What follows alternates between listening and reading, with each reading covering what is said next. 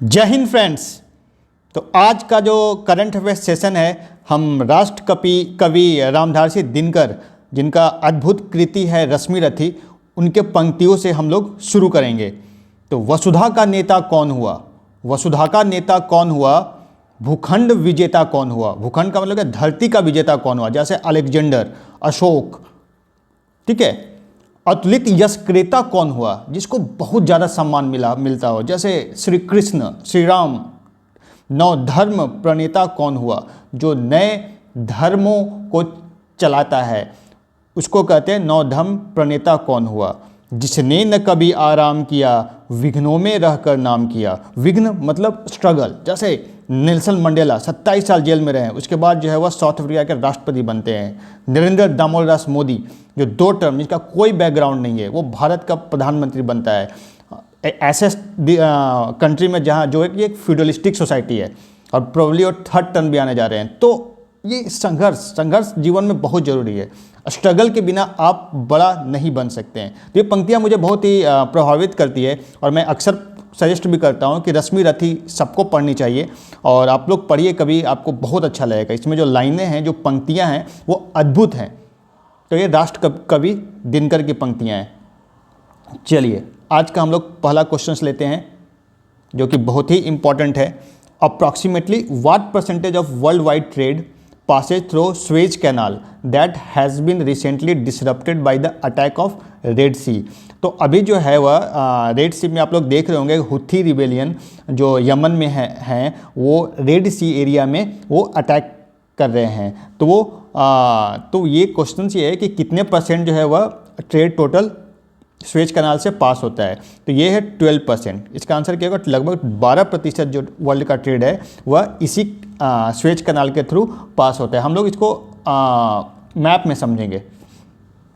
जैसे देखिए, ये है रेड सी, ये है रेड सी, और मेडिटेरेनियन सी ये है, इसके बीच में स्वेज कैनाल है। ये आर्टिफिशियल कैनाल है, मैन मेड कैनाल है, और इसको रेड सी और मेडिटेरेनियन सी को कनेक्ट करता है। और यहाँ पे यमन है, जहाँ पे हुथी रिबेलियन है, और यहीं पे ये अटैक कर रहे हैं। अभी जो यूएसए ने ऑपरेशन प्रॉस्पेरिटी गार्डियन शुरू किया है इन लोगों को रोकने के लिए, और स्मूथली ट्रेड को कायम रखने के लिए, ठीक है।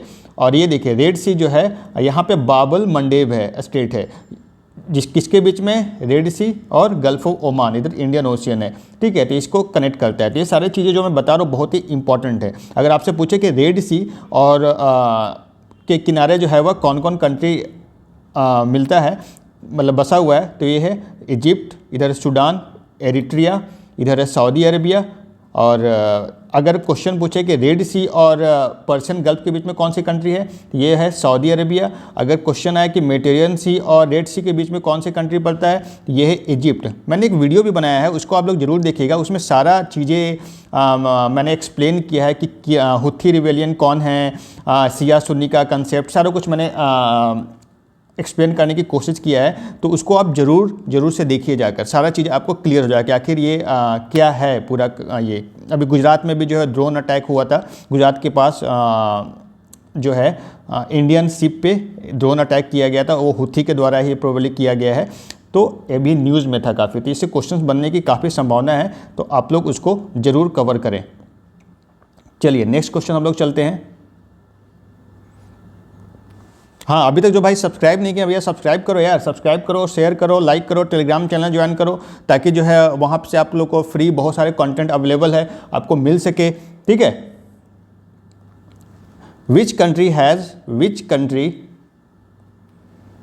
विच मिनिस्ट्री हैज़ लॉन्च भूमि राशि पोर्टल? भूमि राशि पोर्टल अभी लॉन्च किया गया है। तो ये जो है ministry of road and transport and highway के द्वारा जो है लॉन्च किया गया है। तो बेसिकली जो भूमि राशि पोर्टल जो है, जो ऑनलाइन पोर्टल है, जो कि लैंड एक्विजिशन को अच्छे से स्मूथली प्रोसीड करेगा, और इंफ्रास्ट्रक्चर डेवलपमेंट प्रोजेक्ट जो है इंडिया में, इसको बढ़ावा देने में, उसको इम्प्लीमेंट करने में काफ़ी हेल्पफुल होगा। और जो भी कॉम्पेंसेशन पेमेंट दिया जाता है लैंड एक्विजिशन में के अंदर, तो ये सारी चीज़ें बहुत ही स्मूथली किया जा सके, इसीलिए जो है वह भूमि राशि पोर्टल अभी लॉन्च किया गया है। और हमारे जो मिनिस्टर हैं मिनिस्ट्री ऑफ रोड ट्रांसपोर्ट के, वो कौन है? ये हैं नितिन गडकरी जी। बहुत ही आउटस्टैंडिंग वर्क किया है इन्होंने, और इंफ्रास्ट्रक्चर में नो डाउट इंडिया काफ़ी अच्छा डेवलपमेंट कर रहा है। अभी जो अप्रॉक्सीमेट 7% जीडीपी ग्रोथ रेट आया है, उसमें जो है इंफ्रास्ट्रक्चर का डेवलपमेंट का काफ़ी रोल है इंडिया में, ठीक है। अभी जो रिसेंटली न्यूज में था पंटोई टैगोरी, ये क्या है?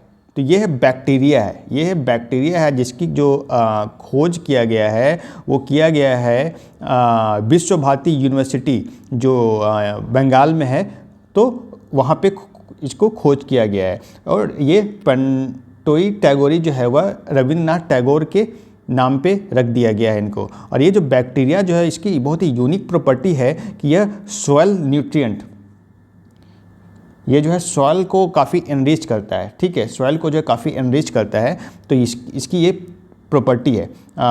तो ये है पंटोई टैगोरी, इसको आपको याद रखना है। रविन्द्रनाथ टैगोर जिसने गीतांजलि लिखे थे, बहुत ही अच्छा फेमस बुक, जिनको 1913 में नोबेल प्राइज इसके लिए मिला था रविन्द्रनाथ टैगोर को। गीतांजलि इनकी एक फेमस बुक है, वहीं से जन गण मन जो राष्ट्रगीत है वहाँ से लिया गया है। नेक्स्ट क्वेश्चन हम चलते हैं कि which is the main state partner of international Gita seminar and Gita Mahotsav. अभी जो है वह इंटरनेशनल गीता सेमिनार शुरू हुआ है, वो कहाँ पे बेसिकली शुरू हुआ है, कौन सा पार्टनर है इसके? तो इसके हरियाणा में, हरियाणा का डिस्ट्रिक्ट जो है कुरुक्षेत्र, वहाँ पे ये महोत्सव की शुरुआत की गई है, जिसकी इनॉग्रेशन जो है वाइस प्रेसिडेंट जगदीप धनकर जी ने किया है, जो वाइस प्रेसिडेंट है। इसका थीम क्या है? इसका थीम है वसुधैव कुटुंबकम, वसुधैव कुटुंबकम इसका थीम है। पूरा अगर बात करें तो वसुधैव कुटुंबकम Shrimad Bhagavad Gita and universal unity, ये इसका पूरा थीम है। वसुधैव कुटुंबकम एक और मीटिंग सबमिट का थीम था, वो था G20 जो हुआ था, उसका भी यही थीम था। और इसका जो मेन स्टेट पार्टनर है इस प्रोग्राम का, वह है आसाम जो है स्टेट जो है इसका मेन पार्टनर है। तो इतने सारे फैक्ट आपको इस क्वेश्चन से मिलते हैं। मैंने जैसे बताया कुरुक्षेत्र में ये हो रहा है, कुरुक्षेत्र में ये हो रहा है। कुरुक्षेत्र में कहाँ पे हो रहा है? ये ब्रह्मा सरोवर जो है वहाँ पे, वहीं पे ये हर साल होता है दिसंबर में गीता महोत्सव। वहाँ पे जो भी हरियाणा पीसीएस दे रहे हैं उनके लिए ये सारी चीज़ें इंपॉर्टेंट है। और हरियाणा के बारे में मैं कुछ और चीज़ें आपको बताता हूँ। मैप में देखते हैं हरियाणा जो है किस किस से बॉर्डर टच करता है। तो इधर पंजाब से बॉर्डर टच करता है, हिमाचल से बॉर्डर टच करता है, उत्तराखंड से भी बॉर्डर टच करता है, उत्तराखंड से सबसे छोटा बॉर्डर टच करता है, आपको याद रखना होगा। फिर उत्तर प्रदेश से टच करता है और राजस्थान से ही इसकी बॉर्डर टच करती है। इसकी राजधानी जो है वह चंडीगढ़ है, जो कि यूटी है, जो कि क्या है? यूटी। हरियाणा में टोटल डिस्ट्रिक्ट कितने हैं? टोटल 22 डिस्ट्रिक्ट हैं, उसमें से 14 डिस्ट्रिक्ट जो है वह एनसीआर में आता है। 14 डिस्ट्रिक्ट जो है वह एनसीआर में के अंदर आता है। यहाँ की सबसे ऊंची पहाड़ी जो है वह है मोरनी हिल जो है वह शिवालिक रेंज में पड़ता है। ये पंचकुला डिस्ट्रिक्ट जो है चंडीगढ़ के बगल में, वहीं पे ये है। और इसका जो सबसे हाईएस्ट पीक है वो है करो पीक जो है सबसे हाईएस्ट पीक है। तो ये सारी चीज़ें आपको याद रखनी है। जो भी हरियाणा पीसीएस दे रहे हैं उनको आपको ये ध्यान रखना है। यहाँ के चीफ मिनिस्टर कौन है? मनोहर लाल खट्टर हैं। और डिप्टी सीएम कौन है? ये हैं दुष्यंत चौटाला। और यहाँ के गवर्नर कौन है? बंडारू दत्तात्रेय, बंडारू दत्तात्रेय। तो ये आपको याद रखना है, ये बहुत ही इंपॉर्टेंट फैक्ट है। हरियाणा पीसीएस अभी होने वाला है, तो उसके लिए मैंने ये सारी चीज़ें कवर कर दिया है। चलिए, अभी जो है which university has own the Maulana Abul Kalam Azad trophy. Maulana Abul Kalam Azad trophy जो है वो किस यूनिवर्सिटी को दिया गया है अभी रिसेंटली? तो ये मिला है गुरु नानक देव यूनिवर्सिटी। गुरु नानक देव यूनिवर्सिटी कहाँ पे? ये अमृतसर जहाँ गोल्डन टेम्पल है वहीं पे ये है। यहाँ से दो बहुत ही फेमस लोग निकले हैं। एक तो हैं ग्रेटेस्ट कॉमेडियन जो हैं कपिल शर्मा, आपने देखा होगा इनका शो। और दूसरा जो है हमारे one of the great prime minister Manmohan Singh, जो बहुत ही बड़े इकोनॉमिस्ट भी रहे हैं, मनमोहन सिंह जी। ये दो बहुत ही फेमस लोग यहाँ से निकले हैं। तो ये अवार्ड जो है बेस्ट परफॉर्मेंस इन स्पोर्ट्स के लिए दिया गया है। National level, international level, inter university competition सबके लिए ये अवार्ड दिया जाता है। और ये जो यूनिवर्सिटी है 25th टाइम जो है इस बार 25th टाइम जो है इस बार ये अवार्ड फिर से जीती है। ठीक है, चलिए नेक्स्ट क्वेश्चन हम लोग चलते हैं। देखिए अभी जो न्यूज़ में था रामबाग गेट एंड रामपार्ट्स जो भी अमृतसर में ही है, तो इसको जो है वो यूनेस्को ने अवार्ड ऑफ एक्सीलेंस दिया है इसको। ठीक है, तो अभी मैंने इसको बताया भी था, तो ये आपको ध्यान रखना है, बहुत ही खूबसूरत है, कभी विजिट करिए वहाँ पे तो ज़रूर जाइए। चलिए अगला क्वेश्चन लेते हैं, बहुत ही इंपॉर्टेंट है। Which day is celebrated good governance day? ये मनाया जाता है हमारा 25 दिसंबर को। 25 दिसंबर को गुड गवर्नेंस डे के रूप में मनाया जाता है। क्यों मनाया जाता है? इनके अटल बिहारी वाजपेयी ग्रेटेस्ट जो है वह ओरेटर थे और बहुत ही अच्छे लीडर थे भारतीय जनता पार्टी के। तो इनके जन्म दिवस के अवसर पे गुड गवर्नेंस डे बनाया जाता है। ये ऐसे लीडर थे कि जिनको अपोजिशन में सम्मान करती थी, तो सोचिए कितने अच्छे बैलेंस्ड और कितना अच्छा लीडरशिप उन्होंने दिया होगा। यहाँ पे देखिए 10 दिसंबर है, 10 दिसंबर को क्या मनाया जाता है? ह्यूमन राइट्स डे मनाया जाता है। 23 दिसंबर को मैंने बताया farmers day, national farmers day, Chaudhary Charan Singh के बर्थडे पे मनाया जाता है। 24 दिसंबर को क्या मनाया जाता है? National consumers rights day, consumers right day मनाया जाता है। ठीक है, कंज्यूमर्स राइट्स एक्ट 1986 इसी दिन आया था 24 दिसंबर को ही, तो इसी के उपलक्ष्य में कंज्यूमर राइट्स एक्ट 1986, तो इसी के उपलक्ष्य में जो है वह मनाया था 24 दिसंबर को। और 25 दिसंबर को एक और महान पर्सनालिटी का जन्म हुआ था, जिनके बारे में मैं आपको बताना चाहूँगा, मदन मोहन मालवीय। इनका जन्म हुआ था 25 दिसंबर 1861 और इनकी मृत्यु हुई थी 12 नवंबर 1946 को। ये इलाहाबाद में, प्रयागराज इसका नाम हो गया, वहाँ पे ये जन्म लिए थे। इन्होंने ये इंडियन नेशनल कांग्रेस के 2 सेशन में प्रेसिडेंट रहे थे, एक तो 1909 और 1918। ये दोनों सेशन का प्रेसिडेंट कौन थे? ये मदन मोहन मालवीय। और इन्होंने सत्यमेव जयते टर्म को काफ़ी पॉपुलराइज किया था। इनको 2014 में भारत रत्न भी दिया गया है। इन्होंने बनारस हिंदू यूनिवर्सिटी की स्थापना की थी 1916, जहाँ से मैं पढ़ा हूँ, और one of the wonder best university of this country, not on this country, the world मैं कहूँगा। आई एम ब्लेस्ड कि मुझे वहाँ पढ़ने का मौका मिला। और इनको टाइटल जो है महात्मा गांधी ने महामना का टाइटल दिया था। किसने दिया था? महात्मा गांधी ने। और इन्होंने ये जो है हिंदुस्तान टाइम्स के चेयरमैन भी रहे हैं। हिंदुस्तान टाइम्स के चेयरमैन 1924 से 1946 तक हिंदुस्तान टाइम्स के चेयरमैन रहे हैं। तो ये थी मदन मोहन मालवीय के बारे में। चलिए बहुत ही इंपॉर्टेंट क्वेश्चंस में लेता हूँ। वर्ल्ड बैंक जो है अभी रिसेंटली $300 मिलियन लोन अभी अप्रूव किया है for urban water sewerage system को इम्प्रूव करने के लिए। तो ये कहाँ पे कौन से स्टेट के लिए ये अप्रूव किया गया है? वर्ल्ड बैंक ने अप्रूव किया, तो ये तमिलनाडु। आपने देखा होगा तमिलनाडु में भी बाढ़ आया था, मिचोंग जो साइक्लोन था उसके कारण जो है, और अक्सर आप देख रहे हैं 2015 में भी बाढ़ आया वहाँ पे। तो कहीं ना कहीं अर्बन सीवेज सिस्टम जो है वहाँ पे कहीं ना कहीं कोलैप्स किया है। तो उसको इम्प्रूव करने के लिए वर्ल्ड बैंक ने अभी $300 मिलियन का लोन अप्रूव किया है। अब बात है ये भैया वर्ल्ड बैंक की, तो वर्ल्ड बैंक के बारे में तो कुछ तो आपको जानना ही होगा। यहाँ के जो है वो प्रेसिडेंट कौन है? यहाँ के प्रेसिडेंट जो है वह अजय बंगा जी हैं। अजय बंगा जी कब इस्टेब्लिश हुआ है? 1944 में। इसकी जो राजधानी कहाँ पे है? वाशिंगटन डीसी में। वाशिंगटन डीसी जो यूएसए की भी राजधानी है, वहाँ पे इसका हेडक्वार्टर है। और वाशिंगटन डीसी जो है वह कौन से रिवर के किनारे है? यह है पोटोमैक रिवर के किनारे है। और इसके कितने मेंबर्स हैं? इसके टोटल जो है वह 189 मेंबर्स है। ठीक है, तो ये सारे फैक्ट आपको दिमाग में रखना है जो एग्जाम्स में अक्सर पूछे जाते हैं। वर्ल्ड यही है, world bank approves $300 million programme to boost urban water sewerage system in Tamil Nadu. Next question चलते हैं। Which African country has recently left membership of OPEC organisation? OPEC organisation जो है organisation of petroleum exporting countries का जो organisation है उसको अभी recently छोड़ दिया है मेंबरशिप। तो अभी उसने छोड़ा है अंगोला। अंगोला जो है वह second largest oil producer country है अफ्रीका का। फर्स्ट कौन है?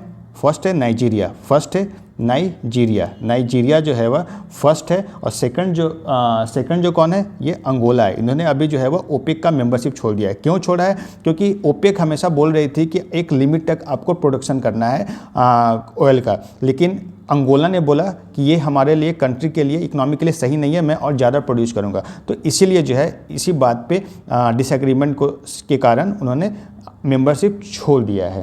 तो अब बात है ये ओपेक की। तो ओपेक की हम बात करते हैं तो ये इसका एस्टेब्लिशमेंट कब हुआ था? ये 1960 में हुआ था। कहाँ पे हुआ था? बगदाद। ये क्वेश्चन आ चुका है, बहुत ही इंपॉर्टेंट क्वेश्चन है, मैं बता रहा हूँ आपको, तो ये आपको याद रखना है। इसका हेडक्वार्टर कहाँ पे है? इसका हेडक्वार्टर है वियन्ना। वियन्ना किसकी राजधानी है? ऑस्ट्रिया की राजधानी है। ऑस्ट्रिया कहाँ पे है? ऑस्ट्रिया यूरोप की एक कंट्री है, ठीक है। और ये कौन से रिवर के किनारे बसी हुई है? ये डैन्यूब रिवर के किनारे बसी हुई है। डैन्यूब रिवर है, उसके किनारे जो है वह बहुत ही खूबसूरत सा शहर वियन्ना बसी हुई है। आपको बताना है कि हंगरी में से भी डैन्यूब रिवर गुजरती है। तो वहाँ पे ग्रासलैंड कौन सा है? वहाँ पे जो है वह टेम्परेट ग्रासलैंड है, एक बहुत ही इम्पॉर्टेंट, आप लोग नोट डाउन करेगा। पुछताछ जो है टेम्परेट ग्रासलैंड है, यहाँ पे है ये हंगरी में, ठीक है। और ओपेक के टोटल मेंबर्स कितने हैं? तो इससे पहले 13 थे, अब 12 हो गए हैं, क्योंकि अंगोला हट गया। तो अब जो कितने बचे वहाँ पे 12 बचे, ठीक है। चलिए अब अंगोला को थोड़ा मैप में समझते हैं। ये कहाँ पे? अफ्रीका में, जैसे मैंने बताया आपको, अफ्रीका की कंट्री है। यहाँ की राजधानी कहाँ पे है? ये लुआंडा यहाँ की कैपिटल है। अटलांटिक ओशियन इसका बॉर्डर टच करता है। तो ये सारे चीज़ें फैक्ट जो है आपको याद रखने हैं। मैप हमेशा मैं इसलिए दिखाता हूँ कि आप इसको विजुलाइज कर सकें और आपको क्वेश्चंस एलिमिनेशन में काफ़ी हेल्प मिलेगा। ऑप्शंस जो होते हैं क्वेश्चन का, उसको एलिमिनेट करने में काफ़ी आपको हेल्प मिलेगा।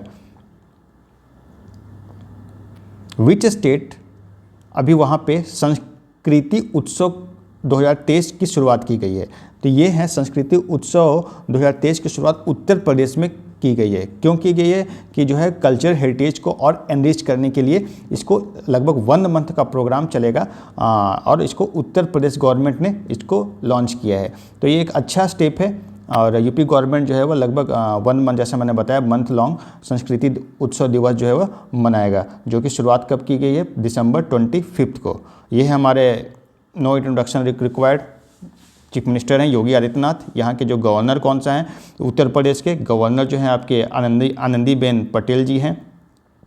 यहाँ की राजधानी कहाँ पे है? लखनऊ है। लखनऊ कौन से रिवर के किनारे है? गोमती रिवर के किनारे है। गोमती रिवर कहाँ से निकलती है? फुलर लेक से निकलती है। और फुलर लेक कहाँ पे है? ये है आपका पीलीभीत डिस्ट्रिक्ट में। पीलीभीत में टाइगर रिजर्व भी है। और पीलीभीत के मेंबर ऑफ पार्लियामेंट कौन है? वरुण गांधी हैं। और यहाँ पे अभी एक वाटर यूनिवर्सिटी बन रहा है। कहाँ पे बन रहा है वो? हमीरपुर। इंडिया का फर्स्ट वाटर यूनिवर्सिटी बन रहा है हमीरपुर में। ट्रांसजेंडर यूनिवर्सिटी बना है। कहाँ पे बना है? कुशीनगर में बना है। फिल्म सिटी भी बन रहा है यहाँ पे। कहाँ पे बन रहा है? नोएडा में फिल्म सिटी बन रहा है। और नोएडा में एक इंटरनेशनल एयरपोर्ट भी बन रहा है। क्या नाम है उसका? जेवर, ठीक है, जेवर। तो उत्तर प्रदेश में बहुत सारे काम हो रहे हैं, फिल्म सिटी से लेकर इंडस्ट्रियलाइजेशन से लेकर इंडस्ट्रियल कॉरिडोर बन रहा है यहाँ पे। और ये कहीं ना कहीं डेवलपमेंट को प्रमोट करेगा। ये सब अच्छे स्टेप हैं गवर्नमेंट के। चलिए, who has own the male and female athletics disabled group में जिनको मिला है best male and female athletic का अवार्ड से सम्मानित किया गया। तो ये हैं सुमित अंतिल एंड शीतल देवी। ये बहुत ही इंपॉर्टेंट है, आपको इसको याद रखना होगा। फिगर में देखिए कि सुमित अंतिल जो हैं ये हैं जेवलियन थ्रोवर हैं। और शीतल देवी जो है वह आर्चर हैं। ये फ़ोटो एकदम लगा लीजिएगा अपने दीवार पे, देखिए एकदम कि दोनों हाथ नहीं है इनका और पैर से ये आर्चरी करती हैं और इन्होंने अभी रिसेंटली अवार्ड भी जीता है। तो बहुत ही काबिल तारीफ़ है। They are inspiration for us. तो आज का करंट अफेयर्स यहीं पे समाप्त होता है। हम लोग फिर से कल मिलेंगे। और जो भी अभी तक सब्सक्राइब नहीं किए हैं, प्लीज़ इसको सब्सक्राइब करें, चैनल को शेयर करें। चैनल को मैं आपको बहुत ही अच्छा कंटेंट दे रहा हूं जो एग्जाम पॉइंट ऑफ व्यू से बहुत ही इंपॉर्टेंट है। इससे ज़्यादा पढ़ने की आपको कोई भी ज़रूरत नहीं है। तो हम लोग फिर मिलेंगे। बहुत बहुत धन्यवाद।